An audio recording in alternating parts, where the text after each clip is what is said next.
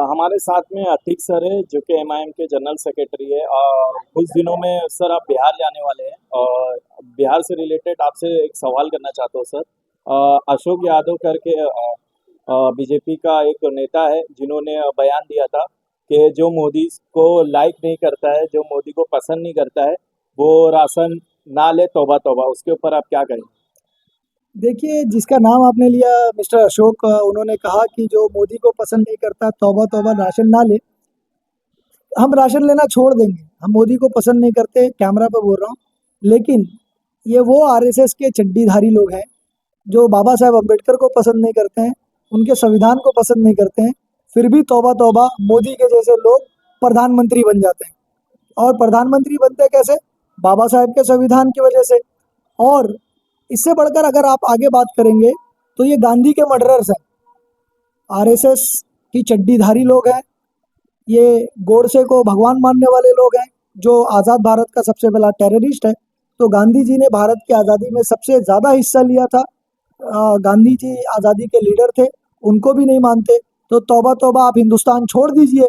देखिए, जब से भारत देश आज़ाद हुआ है, धर्म की राजनीति सेंटर में रही, सेंट्रिक राजनीति की गई है।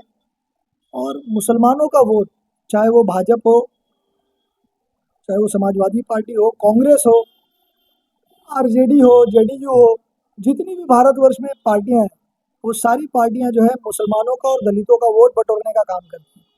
और मुसलमानों और दलितों को अगर कोई पोजीशन उनकी मेहनत से मिल जावे, पढ़ाई करके मिल जावे, जैसे हाल ही में आपने सुप्रीम कोर्ट में देखा था कि चीफ जस्टिस अपनी मेहनत से पढ़ाई करके, कोई भाजपाई के भीख पर या भाजपाई के देन पर वो चीफ जस्टिस नहीं बने थे।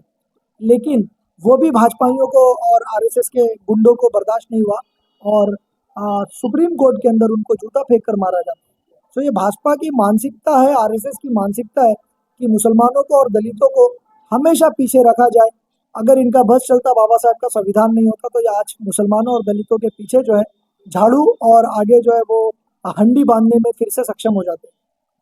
मुसलमानों का और दलितों को सिर्फ वोट बैंक बनाया गया, वोट बैंक की राजनीति की गई और ये चाहा जाता है कि मुसलमान और दलित सिर्फ इनके लिए वोट करते रहें, दरी बिछाते रहें, लेकिन किसी पद, किसी पोजीशन पर ना है। हाँ सर, आपके एमआईएम के ढाका में प्रत्याशी है जिन्होंने प्रचार करने के लिए निकले थे, उनके ऊपर हमला हुआ। उनके ऊपर आप क्या बोलना चाहेंगे? देखिए, प्रत्याशी, हमारे प्रत्याशी पर हमला एक संविधानिक पद के लिए उन्होंने संविधानिक तरीके से नॉमिनेशन किया और संविधानिक तरीके से ही वो अपने प्रचार के लिए निकल रहे हैं। ऐसे प्रचारों पर हमला करना ये टेररिज्म है। मैं खुलकर कहता हूँ, ये वो मानसिकता है जो संविधान विरोधी मानसिकता है। ये वो मानसिकता है जो चाहती है कि गरीब और पिछड़ों की आवाज़ उठाने वाले विधानसभा तक ना पहुँचे। बस इसी मकसद के तहत जो हमला करके डराने की कोशिश और साजिश है। मैं तमाम बिहार के रहवासियों को ये मैसेज दूंगा, क्या नाम है, रिक्वेस्ट करूंगा कि आज़ाद समाज पार्टी और एमआईएम पार्टी और तीसरा जो हमारा दल है, वो एक साथ हम इलेक्शन लड़ रहे हैं। हर मुसलमान, हर दलित भाई, हर यादव भाई जो है इस अघाड़ी को वोट करे। पिछले जो लोग हैं जिनके साथ हमेशा जुल्म हुआ है, सितम हुआ है, जिनके हक को मारा गया है, ये तमाम लोगों को आज एक मौका मिला है कि इस आघाड़ी को वोट करें। जहां एमआईएम के कैंडिडेट उनको मजबूती के साथ जीत दिलाएं, जहां आज़ाद समाज पार्टी के कैंडिडेट उनको जीत दिलाएं और अपने विधानसभा के अंदर अपनी आवाज़ ज़रूर पहुंचाएं। हाँ सर, आप बिहार जा रहे, कितने दिनों के लिए जा रहे हैं और कहाँ कहाँ पर जाएंगे, उसके बारे में आप बता सकते हैं? जी हाँ, मैं कल बिहार जा रहा हूँ और शायद प्रचार 9 तारीख तक होगा, तो वहाँ 9 तारीख तक हमारा रहना होगा। कहाँ कहाँ जाने वाला हूँ ये मुझे खुद पता नहीं, ये पार्टी का डिसीजन होता है। जहाँ जहाँ आदेश आएगा वहाँ वहाँ हम काम करने के लिए तैयार हैं।